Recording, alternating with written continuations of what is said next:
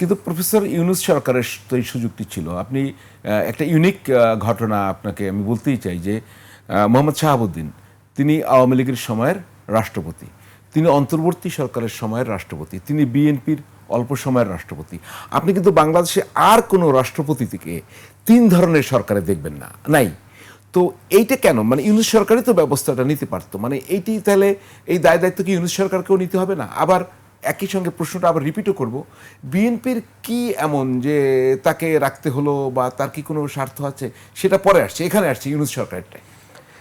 ইউনূস সরকার, আমি যেটা বুঝি, শুধু ইউনূস সরকারের একা দায় না, অবশ্যই প্রধান দায় ইউনূস সরকারের আসবে। তবে ইউনূস সরকার যে প্রক্রিয়ার মধ্য দিয়ে ক্ষমতা গ্রহণ করেছে, সেটা তো প্রেসিডেন্টের যেই মাধ্যমেই, প্রেসিডেন্টের তত্ত্বাবধানে বা প্রেসিডেন্টের তাকে ক্ষমতায় রেখে সে অবস্থার মধ্য দিয়ে ইউনূস সরকার ক্ষমতা গ্রহণ করেছে এবং ক্ষমতা পরিচালনা করেছে। এই সময়টায় ইউনূস সরকারের যেই এই ধরনের ম্যান্ডেট বা এরকম অবস্থা ছিল কিনা সেটা বিবেচ্য বিষয়, যে তারা রাষ্ট্রপতিকে যদি তার বিরুদ্ধে কোনো ব্যবস্থা গ্রহণ করতে হতো তাহলে বড় ধরনের একটা পরিবর্তন আনতে হতো, আবার একজন রাষ্ট্রপতি নির্বাচন করা, এ বিষয়গুলো ছিল। তো অন্তর্বর্তীকালীন সরকারের যেই গণভিত্তি বা তার আইনগত তাদের যে অবস্থান, নির্বাচিত সরকারের মতো তো অবশ্যই না। কাজে সেই দুর্বল জায়গা থেকে সেই সরকার রাষ্ট্রপতির সাথে এরকম কোনো পদক্ষেপ নেওয়ার, তার ব্যাপারে তার বিরুদ্ধে কোনো অ্যাকশনে যাওয়ার মতো ইউনূস সরকারের সেই সীমাবদ্ধতাটা ছিল আমি মনে করি।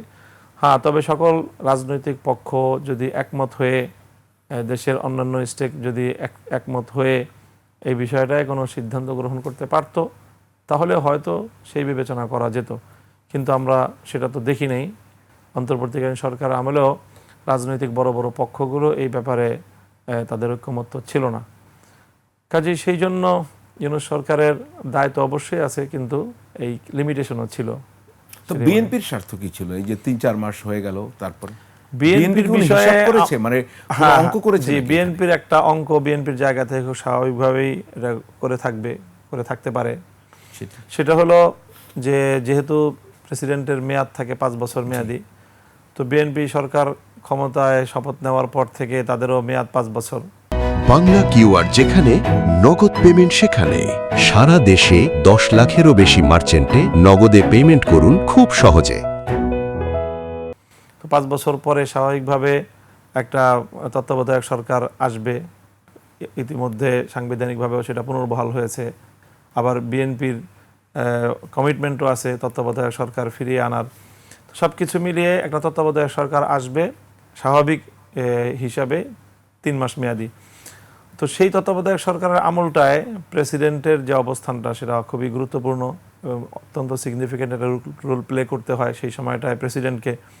তো এখন যদি যেই প্রেসিডেন্ট নির্বাচিত হবেন, স্বাভাবিকভাবেই তার 5 বছরের মেয়াদ সেই সময়টায় কভার করে পরবর্তী গভর্নমেন্টের আর একটা লম্বা সময় তিনি পেয়ে যাবেন।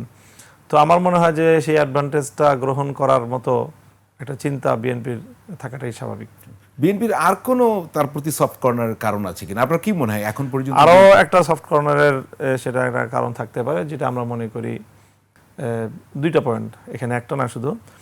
একটা তো হলো যে বিএনপির পূর্ণ এই নির্বাচন পূর্ববর্তী সময়টা, 5ই আগস্টের বিপ্লব পরবর্তী সময় থেকে 12ই ফেব্রুয়ারি পর্যন্ত বিএনপির মধ্যে একটা বিষয়ে খুব অস্থিরতা আমরা লক্ষ্য করেছি, যে কোনো মূল্যে দ্রুত নির্বাচন হোক। নির্বাচন যেন কোনোভাবেই, কোনো কারণেই, একদিনও এক মুহূর্ত যেন বিলম্বিত না হয়। সেই ক্ষেত্রে প্রেসিডেন্টের পরিবর্তন দেশের মধ্যে একরকম অস্থিরতা তৈরি করত। স্বাভাবিক ব্যবস্থাপনার মধ্যে সাংবিধানিক ব্যবস্থাপনা, রাষ্ট্রের যে শাসনতান্ত্রিক যে ধারাবাহিকতা, সেই জায়গায় কিছুটা ছন্দপতন হতে পারে, সেটা আবার নির্বাচন বিলম্বিত হওয়ার কোনো কারণ ঘটতে পারে। এই কারণে বিএনপি যেভাবেই ছিল সেভাবেই একটা নির্বাচন হয়ে ক্ষমতায় যাওয়ার একটা তারা বিএনপির মধ্যে ছিল, আমরা লক্ষ্য করেছি। আরেকটা বিষয় হয়ে থাকতে পারে, সেটা হলো যে বিএনপি যে ক্ষমতায় এসেছে বা নির্বাচনে এসে তারা এইভাবে ক্ষমতায় বিজয়ী হয়ে ক্ষমতা আরোহণ করলো, আমার কাছে মনে হয় যে এই জায়গাটায় বিএনপি সাদা চোখে শুধুমাত্র জনগণের ভোটেই নির্বাচিত হয়ে ক্ষমতায় চলে এসেছে, ব্যাপারটা এইভাবে ঘটে নাই। বরং এখানে বিএনপির চেয়ারম্যান তারেক রহমান সাহেব বাংলাদেশে এসেছেন, আসার আগে তিনি বলেছেন স্পষ্টভাবেই যে দেশে আসাটা শুধু ওনার নিজের একক ইচ্ছার উপরে নির্ভরশীল না, এখানে আরও অনেকের ইচ্ছার বিষয় আছে। খুবই রহস্যময় কথা ছিল, যেটা আমরা কখনোই এটার কোনো খোলাসা, এর কোনো সন্তোষজনক কোনো উত্তর আমাদের কাছে নেই। তো আমরা সেখান থেকে সন্দেহ করতেই পারি যে এমন কিছু বিষয় আছে যেগুলো সাধারণ মানুষের জ্ঞান মানে জ্ঞাতের বাইরে।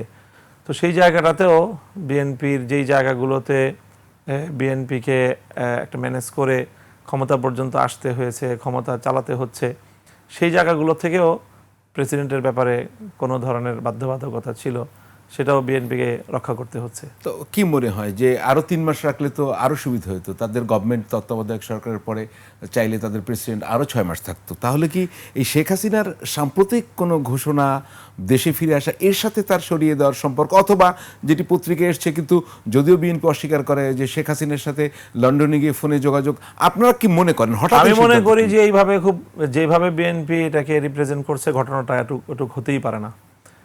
যে স্বাস্থ্যগত কারণে যে উনি পদত্যাগপত্র দিলেন আর উনিকে পদত্যাগপত্র গ্রহণ করে নেওয়া হলো, এটা কোনোভাবে বিশ্বাসযোগ্য বিষয় না।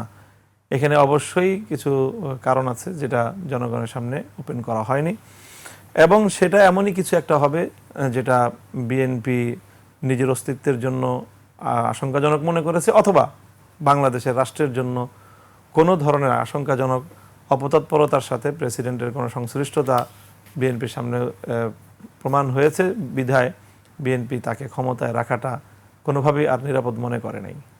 বিএনপির জন্য তিনি আর নিরাপদ ছিলেন না। বিএনপির জন্য, অথবা আমি বলবো শুধু বিএনপির জন্য না, হয়তো রাষ্ট্রের জন্য নিরাপদ না। বিএনপিকে আমি মানে এই সুধারণা রাখতে পারি যে কোনো, অর্থাৎ এত সরলভাবে উনি যে গিয়েছেন, ব্যাপারটা সরল নয়।